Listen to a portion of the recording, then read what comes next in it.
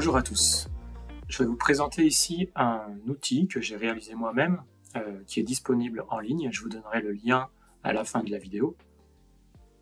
Cet outil va vous permettre de calculer la rentabilité de votre investissement immobilier. Cet outil s'adresse avant tout aux personnes qui sont l'optique d'un achat immobilier pour de la location meublée, de la location vide, du Airbnb, du régime Pinel également.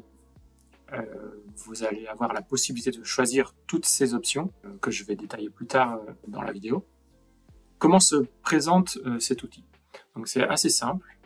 Sur la gauche, vous avez la section qui va correspondre à toutes les entrées que vous allez faire pour votre investissement, pour votre simulation. Donc, ça correspond à quoi? Ça correspond aux données que vous allez rentrer dans le programme. Les données qui sont liées à votre projet immobilier. Elles sont réparties en 4 catégories. Vous avez la catégorie qui correspond à votre achat, catégorie qui va correspondre à la location de votre bien immobilier, la troisième catégorie qui va correspondre à la manière dont vous allez financer votre achat immobilier, et enfin une dernière catégorie qui va correspondre à des paramètres un peu plus avancés pour faire des comparatifs entre votre investissement immobilier et par exemple placement de cette même somme d'argent sur un compte bancaire qui rapporterait à un certain pourcentage, par exemple, par an.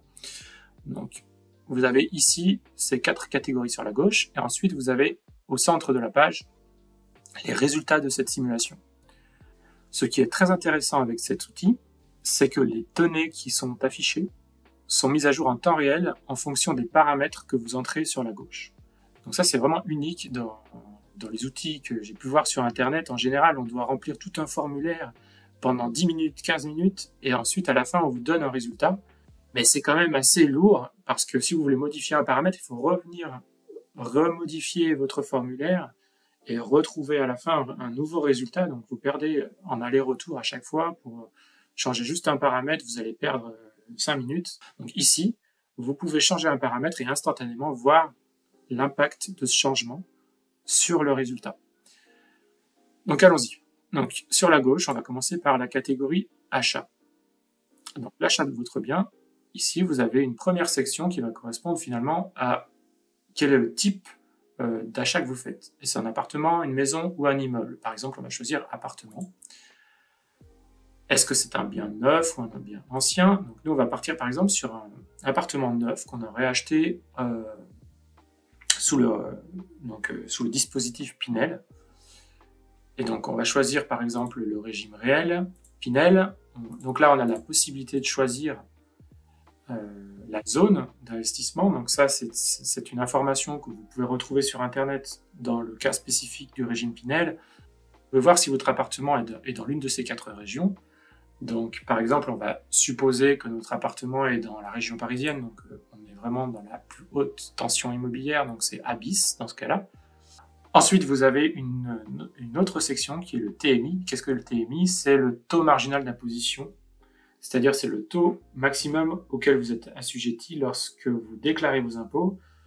Donc, vous savez qu'il y a différents taux d'imposition selon votre rémunération. Donc ensuite, vous avez des choses assez classiques à renseigner, comme le prix de votre logement. Donc on va mettre, par exemple, 240 000 €. Il n'a pas besoin de travaux. On va supposer, par exemple, que les frais de notaire sont nuls parce que l'agence nous a fait cadeau des frais de notaire quand on a acheté un appartement en Pinel. C'est assez classique. On va supposer qu'on a un assez gros apport, par exemple, parce qu'en ce moment, les taux sont assez élevés. Donc on va venir apporter 90 000 € d'apport personnel. Et là, on va venir renseigner la taille de notre logement. Donc là, la taille du logement, elle est surtout intéressante dans le cas d'un investissement Pinel. Comme le prix au mètre carré intervient dans le calcul de la réduction d'impôt Pinel, cette information est importante. Je crois que dans l'algorithme que j'ai fait, cette information n'est importante vraiment que dans le régime Pinel. Donc voilà, donc là, on a renseigné un peu toutes les informations sur l'achat de notre bien immobilier. Donc on va passer ensuite à la deuxième catégorie qui correspond finalement à la location de notre bien immobilier. Donc ici, la première chose à renseigner, c'est le loyer hors charge. Donc, par exemple, on va supposer que notre loyer est de 900 € hors charge. Là, il faut bien faire attention parce que dans le cas Pinel, il y a un plafond de loyer à respecter. Et ici, l'algorithme ne vérifie pas ce plafond de loyer, donc c'est à vous de vérifier que vous louez bien votre appartement à un prix qui ne dépasse pas ce plafond. Ensuite, vous avez les charges récupérables, donc vous avez les charges totales d'abord, pardon, puis les charges récupérables. Donc les charges totales, on va supposer par exemple que vous payez 130 € de charges par mois, mais que vous pouvez récupérer auprès du locataire à peu près 90 €. Donc on estime en général à 70% les charges récupérables. Donc par défaut, le programme va mettre 70%, mais vous pouvez évidemment modifier cette valeur. On peut également renseigner la taxe foncière. On va par exemple dire que la taxe foncière est de 1 000 € par an. Vous pouvez donner également l'assurance propriétaire non occupant. Donc par exemple, on va dire que vous avez une assurance de 130 € par an à payer. Vous pouvez renseigner une assurance loyer impayé. Donc on va supposer par exemple que l'assurance loyer impayé ici est de 0 parce qu'en réalité, vous avez choisi de prendre des garants. Donc là, il faut savoir que c'est exclusif, c'est-à-dire que soit vous prenez des garants, soit vous prenez une assurance loyer impayé, soit il existe aujourd'hui une troisième solution qui est la garantie Visale, qui est une garantie directement auprès d'un organisme géré par l'État. C'est aussi une très bonne alternative puisque vous n'avez rien à payer et vous êtes garanti, je crois, sur à peu près 2 ans de loyer. Donc c'est très important de le connaître. Ensuite, vous pouvez aussi également renseigner des frais de gestion si jamais vous souhaitez faire gérer la location de votre logement par une agence. Donc, en général, là, on vous explique que c'est entre 7 et 8% du loyer. Donc, nous, on a choisi de gérer nous-mêmes la location, donc on met 0. Et enfin, vous pouvez choisir une vacance locative. Qu'est-ce que la vacance locative? En fait, c'est simplement le nombre de semaines ou de mois dans l'année où votre logement n'est pas loué. Donc là, ça va vraiment dépendre du type de logement que vous avez acheté. Si c'est plutôt un logement destiné aux étudiants, vous aurez certainement une vacance locative un peu plus importante. Si c'est un logement pour une famille, vous aurez sûrement quelque chose de moins important. Ici, on va partir sur, par exemple, 2 semaines, c'est assez commun. Et voilà, donc là, nous avons renseigné toutes les informations pour la location de notre appartement. Ensuite, vous avez la troisième catégorie qui est le financement de votre projet immobilier. Donc pour financer le projet immobilier, on va par exemple choisir un prêt sur 15 ans. Nous estimons par exemple qu'aujourd'hui les taux d'intérêt des prêts sont de 3,5%. Vous avez également l'assurance de votre prêt, donc là on va dire que l'assurance est de 0,5% par an. Et enfin, vous avez les frais bancaires, donc les frais de dossier. On va dire par exemple que les frais de dossier et la garantie logement, elle est de 2 000 € par exemple. Voilà, donc là on a renseigné toutes les informations liées à notre crédit immobilier sur ce projet. Et enfin, nous avons une quatrième catégorie. Cette catégorie n'est pas vraiment indispensable, elle est optionnelle et d'ailleurs ici tout est décoché, c'est-à-dire qu'on a des valeurs par défaut qui sont ici.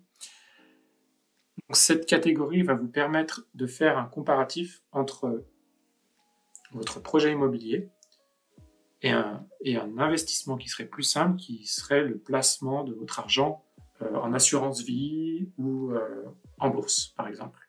Donc pour pouvoir faire ce comparatif, on va devoir renseigner 4 informations. On va estimer par exemple que l'augmentation des loyers est de, alors peut-être même un peu plus aujourd'hui parce qu'avec l'inflation, on va dire qu'elle est plutôt de 3% par an.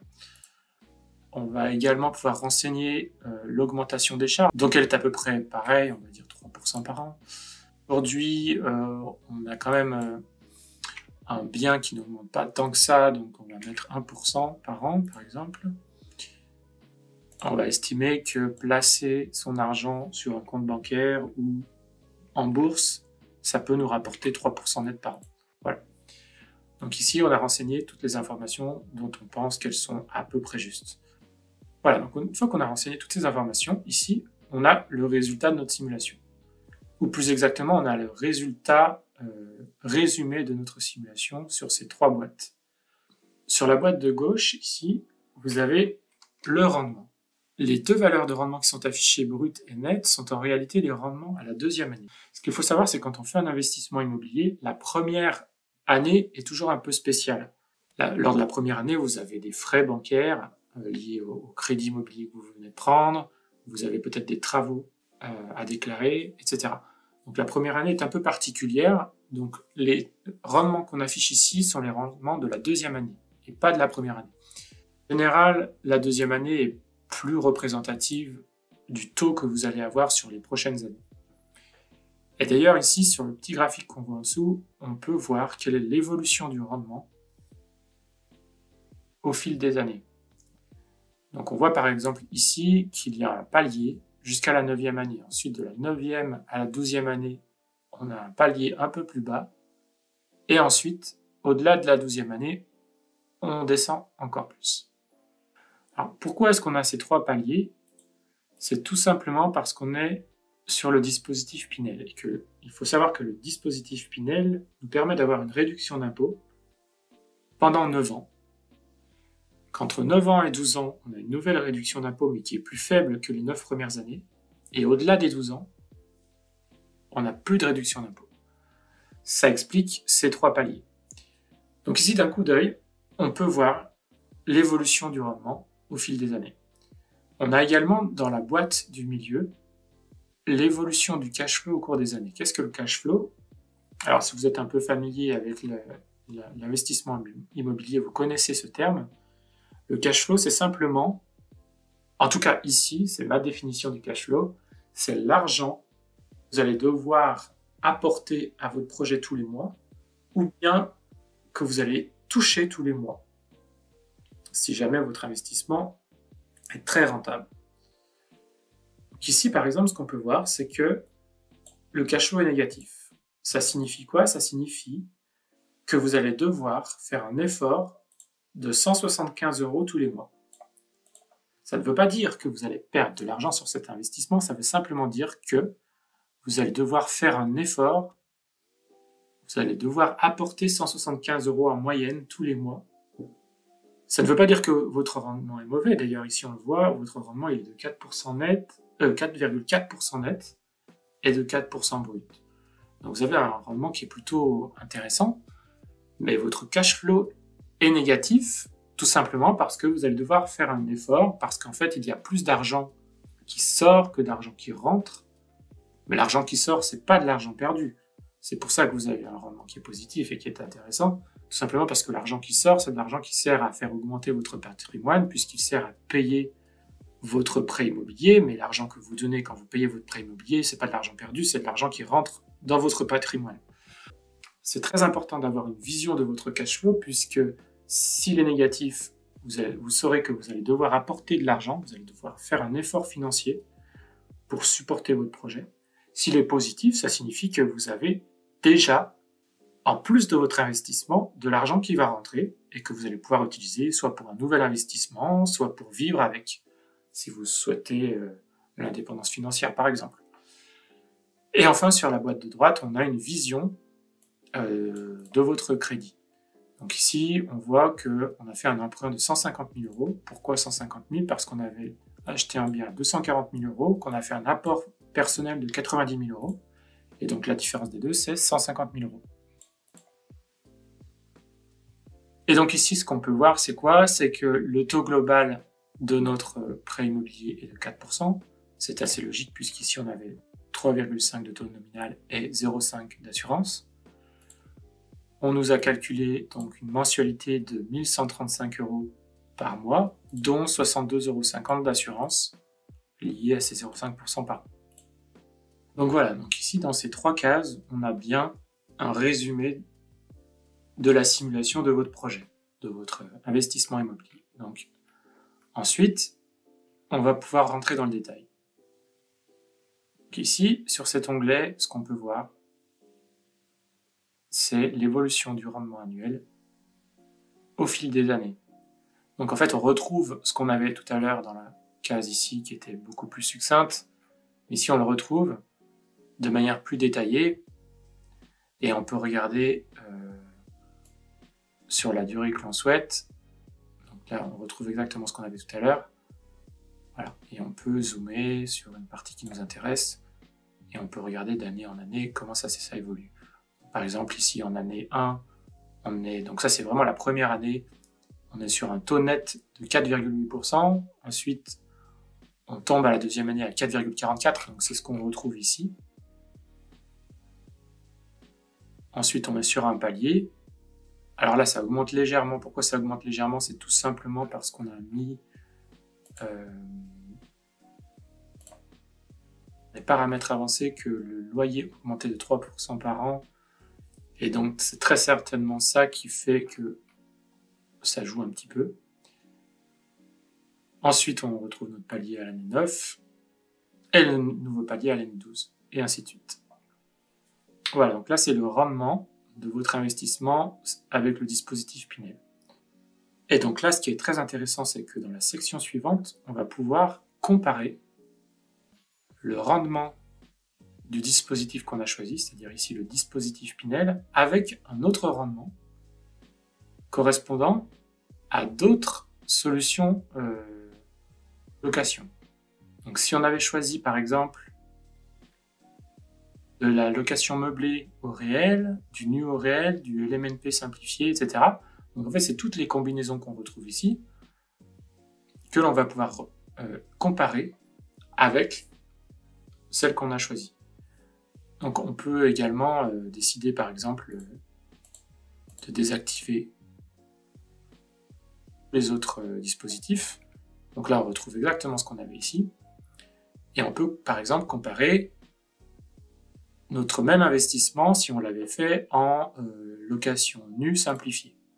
Voilà, donc on peut voir que si on fait de la location nue simplifiée, le rendement il est vraiment plus faible, surtout jusqu'à la 12e année. Au-delà de la 12e année, évidemment, puisque en Pinel, au-delà de la 12e année, vous n'avez plus de réduction d'impôt, donc là, le rendement croise et vous vous retrouvez avec une location nue qui est plus intéressante que le Pinel à 12 ans. Donc ça permet de voir directement quelle est la meilleure rentabilité pour votre investissement, quel est le meilleur dispositif, quel est le meilleur régime d'imposition pour votre investissement immobilier. Évidemment, tous les investissements immobiliers ne se prêtent pas au Pinel 12 ans, bien sûr. Mais ici, on peut quand même le comparer. On peut également le comparer au nu au réel. Donc là, on voit que le nu au réel est plus intéressant que le nu simplifié. Alors, je pourrais détailler ce que ça signifie, que le simplifié, le réel, le foncier, ce que j'appelle le foncier, c'est la location vide.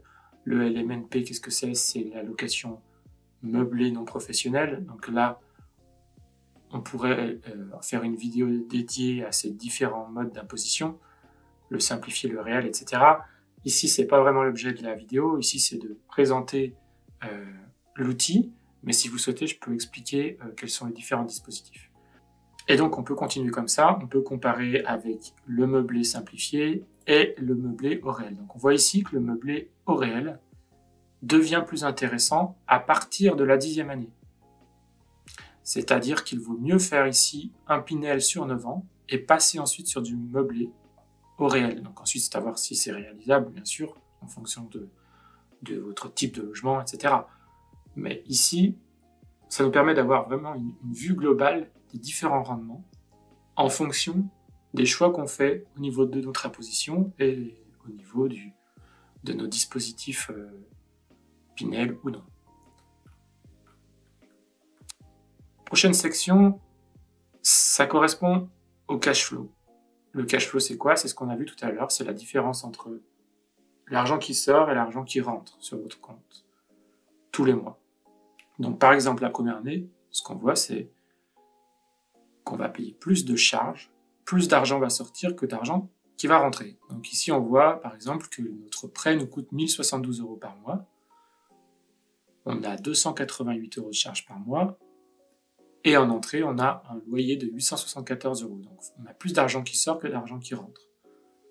Et on peut voir l'évolution de ces sorties et ces entrées d'argent au fur et à mesure des années. Donc, on voit ici, par exemple, qu'à la 10e année, évidemment, on commence à payer des impôts puisque la réduction d'impôts n'existe plus au-delà de la 10e année. Donc on commence à payer des impôts. En réalité, il existe encore entre 10 et 12 mois, mais on va payer plus d'impôts que la réduction d'impôts, donc on commence à payer des impôts. Mais ce qu'on peut voir quand même, c'est que l'imposition est assez faible pendant ces 3 années-là. Par contre, elle bondit là à la 13e année. Et on peut voir ça, bien sûr, sur une échéance beaucoup plus longue. Voilà. Et donc, évidemment, on voit ici que comme on a fait un prêt sur 15 ans, le prêt se termine à la 16e année, on a plus d'argent qui rentre que d'argent qui sort, donc le cash flow devient positif à la 16e année, évidemment. On peut également voir le détail des comptes annuels. Alors, à quoi ça correspond? Alors ici, ça commence à 2019, c'est parce que j'ai créé l'outil en 2019, mais ça ne change absolument rien au résultat, en fait. Vous pourriez estimer que ce n'est pas 2019, mais 2023. Au final, ce qui est important, c'est l'indexation des années ici. L'année 1, l'année 2, l'année 3, etc. De la même manière, d'ailleurs, j'en ai pas parlé ici, mais les taux marginaux d'imposition ne sont plus exactement ceux-ci en 2023. Ils ont changé. Donc je devrais faire évoluer mon outil pour refléter les nouveaux taux marginaux d'imposition. Bon, ce qui est important ici, c'est que dans les comptes annuels qu'on voit ici, on a vraiment tout le détail. On a donc l'argent qui rentre tous les ans pour les loyers, l'argent qui sort uniquement pour les intérêts du prêt, les charges que vous avez à payer la première année. Donc ici, les charges sont assez importantes la première année, comme on le voit, tout simplement parce que la première année, vous avez des charges associées aux frais de gestion de votre crédit, au notaire. Ici, il n'y en a pas, mais ça pourrait être le notaire. Vous avez également les frais bancaires liés à votre prêt, etc. Les frais d'hypothèque, etc. Donc vous avez tout ça ici. Vous avez les charges liées également à votre location. Vous n'avez pas d'amortissement puisqu'on est en régime Pinel. Vous en auriez un en location meublée non professionnelle. Et vous obtenez ici le revenu foncier sur l'année.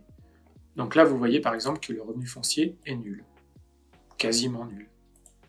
On considère que vous n'avez pas gagné d'argent la première année parce que vous avez payé quasiment autant de charges et de frais au niveau des intérêts que de gains au niveau des loyers. Donc ici, vous êtes quasiment à l'équilibre. Vous ne payez pas d'impôt. Ici, la valeur n'est pas rouge comme ici. Donc vous ne payez pas d'impôt. Au contraire, vous touchez de l'argent. Donc ça correspond à la réduction d'impôt liée au dispositif Pinel. Et donc ensuite, vous avez le cash flow sur l'année. Vous avez fait un effort financier de 1 200 € par an, environ. Et à la fin, vous retrouvez le rendement qu'on avait sur les graphiques. Voilà, donc là, ici, vous avez donc le détail pour les différentes années, des frais, des charges, des impôts et du cash flow. Vous avez ensuite une section qui va permettre de comparer votre projet immobilier avec un simple placement en bourse ou en assurance vie. Donc ici, on va détailler un petit peu quel calcul on a fait pour obtenir ce graphique. Donc, on va supposer, pour chaque année ici, qu'on revend le bien à l'année correspondante. Donc par exemple, et d'ailleurs, vous voyez, quand je fais défiler la souris sur les différentes valeurs, on voit le texte qui change au-dessus. Donc on va partir sur l'année 3, par exemple. Sur l'année 3, vous faites une transaction, vous revendez votre bien. Donc par exemple, vous revendez votre bien 247 000 € en 2021. On suppose que le bien s'apprécie de 1% par an, c'est l'information qu'on a renseignée sur la gauche, dans les paramètres avancés. Et donc on revend le bien 247 000 € pour un achat initial à 240 000 €. Les cash flows cumulés depuis le début jusqu'à cette année 3 représentent 87 000 €. 97 000 €, ça correspond à quoi? Ça correspond à l'effort que vous avez fait en 3 ans. En 3 ans, votre capital restant dû est donc de 125 940 €. C'est-à-dire que vous ne devez plus à la banque que cette somme. Et en 3 ans, vous avez donc réalisé une plus-value nette de 23 947 €. Maintenant, on va comparer ça à la plus-value que vous auriez faite si vous aviez placé l'argent que vous avez apporté en effort sur un compte bancaire. Il faut bien comparer ces deux valeurs-là, c'est-à-dire que vous avez fait un effort ici de 97 000 euros. Pourquoi 97 000? Ça correspond à l'apport personnel que vous avez fait au départ dans votre logement, plus 7 000 euros qui correspondent aux 3 ans où vous avez apporté de l'argent, puisque vous avez un cash flow négatif. Donc vous avez sorti 97 000 euros de votre poche pour ce projet immobilier sur ces 3 ans. Si 97 000 euros, on les avait placés à 3% net par an, eh bien vous auriez réalisé un gain, par exemple en assurance vie, si c'est 3% par an net en assurance vie, ce qui est déjà vraiment énorme, eh bien vous auriez gagné 8 833 euros. Donc là, on peut comparer directement ces deux valeurs entre votre investissement immobilier et votre placement financier. Et on peut voir dans ce cas-là que votre investissement immobilier a été plus rentable que si vous aviez placé cette même somme en assurance vie ou en bourse à 3% net par an. Et on peut voir l'évolution des rendements et des gains et les comparer avec ce placement au fil des années. Et on voit que le gap augmente, que la différence entre ce que vous gagnez avec votre investissement immobilier et votre placement augmente. Là, par exemple, à l'année 14, vous aurez gagné 127 000 euros avec votre projet immobilier et vous n'auriez gagné que 55 000 euros avec votre épargne en bourse, par exemple. Voilà, donc ça permet d'avoir vraiment une vue assez objective. Alors, c'est toujours à prendre avec des pincettes parce que vous avez quand même renseigné des informations dont vous n'avez pas vraiment connaissance, puisque vous ne savez pas de combien vont augmenter les loyers, vous ne savez pas de combien vont augmenter les charges, ça va dépendre de l'inflation évidemment. Vous ne savez pas si votre bien va prendre de la valeur, surtout en ce moment. C'est assez difficile à prédire. Et vous ne savez pas non plus quel est le rendement du placement. En général, ces trois valeurs que j'ai mis à 3%, elles sont assez liées finalement, puisque ça correspond à l'inflation. L'augmentation du bien, c'est plus difficile à estimer parce que si vous avez une bulle immobilière, comme c'est un petit peu le cas, par exemple en région parisienne, vous pourriez avoir une décorrélation évidemment avec la difficulté d'accès au crédit, etc. qu'on a en ce moment. Vous pourriez avoir quand même une décorrélation entre l'inflation et l'augmentation du bien. Donc, par exemple, on peut dire que votre bien, finalement, ça ne prend pas de valeur. Voilà. Donc ici, on voit quand même qu'on gagne de l'argent, malgré tout. Alors bien sûr, on gagne moins d'argent que si notre bien s'appréciait de 10% par an. Voilà, si notre bien s'apprécie de 10% par an, on est très très fortement gagnant, évidemment. Si notre bien s'apprécie peu, voire pas du tout, eh bien, la différence est moins significative. Donc voilà pour cette section qui est vraiment très intéressante. Et enfin, la dernière section, c'est un zoom sur le crédit. Donc ici, on voit finalement